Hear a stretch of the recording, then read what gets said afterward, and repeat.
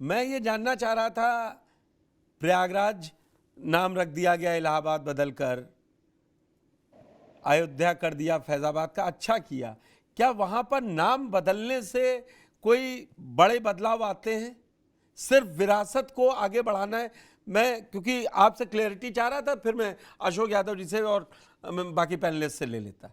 कुछ हालात बदल जाते हैं कि नहीं नाम बदलने से? अयोध्या का तो पूरी तरीके से किस ना वो विकास अयोध्या हुआ। का बता देंगे, मैं बोलूंगा तो मैं पत्रकार मैं हूं, मैं बता देंगे अयोध्या रखा और अयोध्या ने क्या दिया। नहीं शिवाजी नहीं, कुछ मैं कह रहे हैं, आपका ठीक है जब अभी। मैं मेरी एक बात सुन लीजिए। जी। अयोध्या को किस तरीके से आज पूरी दुनिया अयोध्या को जाने। अयोध्या को अयोध्या में राम मंदिर किसी का निर्माण, पहचान नहीं की नहीं जरूरत नहीं, नहीं है, राम ना मंदिर, नहीं समाजवादी नहीं, पार्टी से ना। राम मंदिर का निर्माण करने का कार्य भारतीय जनता पार्टी ने किया और उसको पूरी अपनी जिसको दृढ़ता के साथ किया।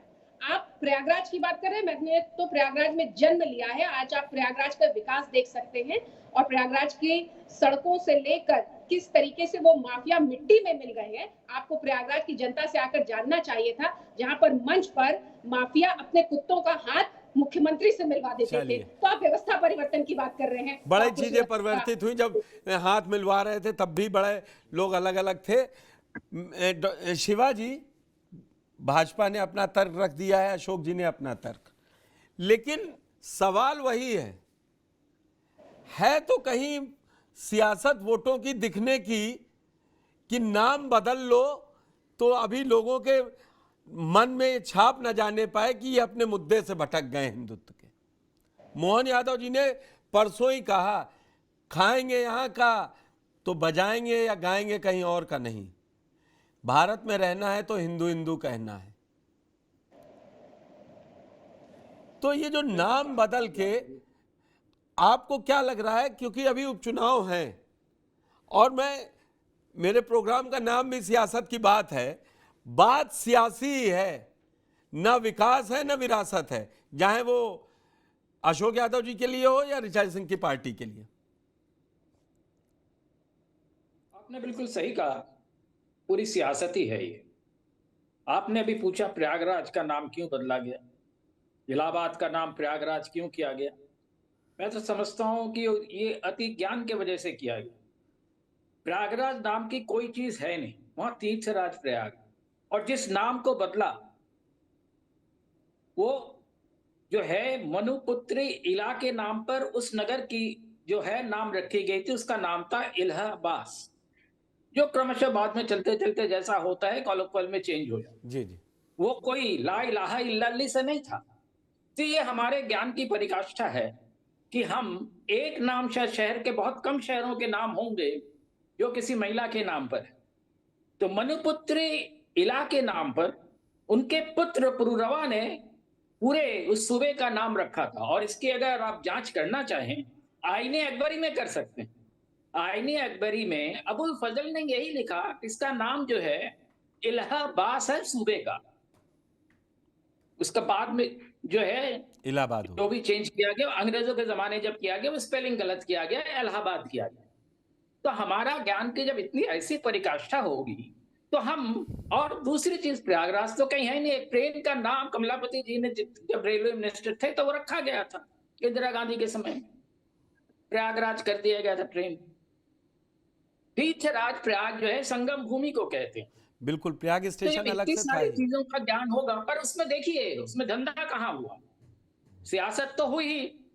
हर आदमी को समझाया गया कि हमने मुगलों का नाम बदल दिया, जबकि मुगलों का नाम नहीं, वो पुराणों का नाम। हमारे जो सनातन की बात करते हो, सनातन की चीज है, उसको बदल दिया आपने।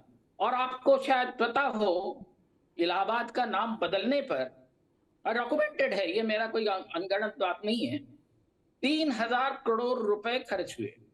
सारे स्लिप बोर्ड से लेके सारे डॉक्यूमेंट चेंज किए गए, सारे कुछ किए गए। फैजाबाद, फैजाबाद से अयोध्या का कभी कोई ताल्लुक रहा नहीं। अयोध्या फैजाबाद जिले का एक तालुका रहा है, एक अंश रहा है। फैजाबाद एक नवाबी शहर रहा है। वहां पर कुछ भी, अगर हिंदू धर्म के हिसाब से देखें, फैजाबाद में कुछ नहीं है। अब हमने कैश में आके उसको अयोध्या नाम कर दिया। अयोध्या के लोगों से जाके पूछिए, मैं चुनाव के दौरान गया था वहां, वहां बहुत शोभ है कि फैजाबाद का नाम क्यों बदल दिया गया, क्योंकि एक जगह का नाम बदलने से बहुत कुछ बदल जाता है, बहुत सारी परेशानियां आती है। अब स्टेशंस के नाम आपने बदल दिए, शिवाजी एक मलिक सेकंड, एक मोहम्मद सेकंड, मैं आपकी बात समझ गया। तो फिर आपको एक बहुत एग्जाम्पल मैं बताता हूं। जब दलित राजनीति शुरू हुई यूपी में बीएसपी की, जो गोमती नगर में, लखनऊ में आप सब गए होंगे, चारों लोग मेरे अलावा भी गए होंगे, झलकारी बाई और रमा देवी, इन सब की मूर्तियां लगी, तो कई लोगों को मालूम पड़ा। हम लोगों के भतीजे भांजी गए, बोले ये किसकी लगाई, ये तो यूपी से नहीं थे। तो कुछ जरूरी है, जो विरासत के कई नाम हैं, अगर वो आगे आते हैं या उनकी मूर्तियां लगती हैं, तो उस पर इतना बखेड़ा भी नहीं होना चाहिए। आपका कहना सही है, अगर विरासत को इसी तरह से रखते तो कोई समस्या नहीं थी। झलकारी बाई की मूर्ति लगाई गई, उदा देवी की मूर्ति लगाई गई। उदा देवी की मूर्ति तो बहुत पहले से लगी हुई थी, वो दोबारा जोर शोर से किया गया उसको। नहीं, सिकंदराबाद चौराहे पर लखनऊ में 97 के आसपास लगाई गई थी, अगर मुझे ढंग से याद है, ठीक है, 97 या बहुत 98 पहले में की। लगाई गई। तब समाजवादी पार्टी ने बड़ा कस के इसका विरोध किया था, कल्याण सिंह ने लगवाई थी, मुझे ढंग से याद है। और बिल्कुल सही कह रहे हैं। उदा देवी को बहुत कम लोग जानते थे, हर जगह राजनीति है। आज बिजली पासी का किला नाम मायावती की वजह से लोग जाने हैं, उससे पहले ये अनसंग लीडर्स अगर कहें, इनका कहीं आपको किताबों में नहीं मिलेगा। तो एक है, पर त्वरित राजनीति का किसी का फायदा उठाने के लिए बदला हो तो नहीं सकता गया। बीजेपी ने किया हो, लेकिन ये भी एक वहाँ हकीकत किसी है, का लोग नाम नहीं बदला जानते गया। हैं। मेरा इतना ही कहना है कि वहां किसी का नाम बदला नहीं गया, एक जो अनजान चीज थी लोगों के सामने लाया गया। हर वक्त किया जा सकता है, उसमें कोई बात नहीं है, जरूरी नहीं कि हम हर कुछ जानते होंगे। जी, कोई भी इतना सब जानता नहीं होता है, वहां तक बिल्कुल। ठीक है। पर इस तरह से देखिए, एक स्टेशन का नाम बदलने से कितनी परेशानियां होती है, सिर्फ वहां के लोगों को नहीं, बाहर के लोग। सारे हिंदुस्तान के लोगों को परेशानी होती। और आपको मिलता क्या है, मलिक मोहम्मद जायसी का आपने जिक्र किया, मलिक मोहम्मद जायसी से जुड़े हुए लोग जायस जाना चाहते हैं, जो जाते हैं वो पूछते हैं जाके कि जायसी का कहां था। वैसे ही अब्दुल रहमान रहीम जो है, उनके भी जो विरासत है, क्या हम उसको भी नकारना चाहेंगे? क्या उनकी कृष्ण भक्ति, जायसी की कृष्ण भक्ति को हम नकारना चाहते हैं? तो हमें ऐसा नहीं करना चाहिए। और आठों स्टेशन का नाम क्यों बदला? मैंने कहा कि इसमें बहुत बड़ा धंधा है। फैजाबाद हो चाहे इलाहाबाद हो चाहे कोलकाता का नाम रखा गया हो, हर एक में 3,000 से 5,000 करोड़ खर्च होते हैं। मुझे कहीं लगता है कि ये विरासत की बात की वजह से नहीं बदला जाता है नाम, ये सब नाम बदले जाते हैं इन सारी वजहों से। और जिस तरह से नाम बदले जा रहे हैं, अब आज तक दिल्ली शहर में आप चले जाइए, कनॉट प्लेस में कईयों से आप पूछ लीजिए कस्तूरबा गांधी मार्ग है क्या, क्या पता नहीं, करजन रोड पूछिए तुरंत आपको बता देगा। राजीव नाम चौक बदलने पूछिए, नहीं से ही बता जगह पाएगा। राजीव हाँ? चौक पूछिए, मेट्रो स्टेशन नहीं राजीव बता चौक पाते कर लोग, दिया, नहीं बता पाएगा। नहीं बता पाते। ठीक तो है, इस मैं तरह अब से महेंद्र जी नाम के पास बदलने जाता हूँ, से टाइम हो रहा है। महेंद्र जी, नाम पर बहुत चर्चा हो गई, सियासत हो गई, इसका तुरंत माइलेज किसको मिलने वाला है, विरोध करने वालों को या नाम रखने वालों को? नहीं, देखिए, निश्चित रूप से ये जो नाम बदलने की जो सियासत है, क्योंकि इससे आप किसी अपने वैचारिक संदेश बहुत आसानी से आम जनमानस के बीच पहुंचा सकते हैं। आपने किसी शहर का नाम बदला, आपने किसी स्टेशन का नाम बदला, वो बिना किसी वैचारिक संदेश के नहीं होता है। तो निश्चित रूप से भारतीय जनता पार्टी की सरकार है, उन्होंने एक वैचारिक संदेश देने की कोशिश की है कि जो हमारी सभ्यता है, हमारी संस्कृति है, उस हमारे जो महापुरुष हैं, जो कहीं न कहीं एक कालखंड में, राजनीतिक कालखंड में उनको भुला दिया गया या उनको जो है बिसरा दिया गया, उनको हम अब फिर से जो है मेन स्ट्रीम में लाने की कोशिश कर रहे हैं। हम उनको फिर से जो है, और बार-बार देखिए, उत्तर प्रदेश के मुख्यमंत्री की जो सबसे सटीक बात मुझे लगती है, वो कोई बयान देने में या कोई स्टैंड लेने में हिचकते नहीं है। और वो ब्लैक एंड व्हाइट में उनका स्टेटमेंट होता है। उन्होंने साफ कहा है कि हम जो है उत्तर प्रदेश में, जो उत्तर प्रदेश की सांस्कृतिक विरासत जो कहीं न कहीं खो गई थी, आप चाहे और उसको पुनर्जीवित करने की कोशिश कर रहे हैं, उत्तर प्रदेश को एक सांस्कृतिक राजधानी के रूप में विकसित करने की कोशिश कर रहे हैं, चाहे अयोध्या हो, चाहे काशी की गंगा आरती हो, चाहे मथुरा में जन्माष्टमी का त्योहार मनाया जाना हो।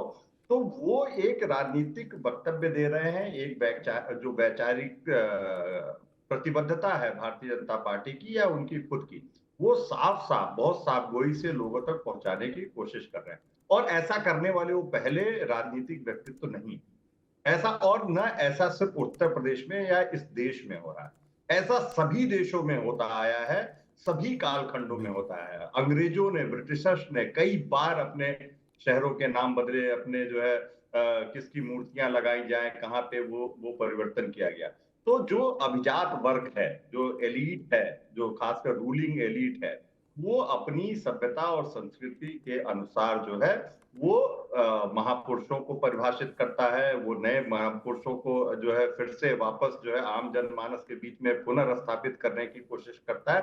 वो नए नए जो है स्थानों के नाम परिवर्तित करता है, कुछ नए स्थानों के नाम भी देता है।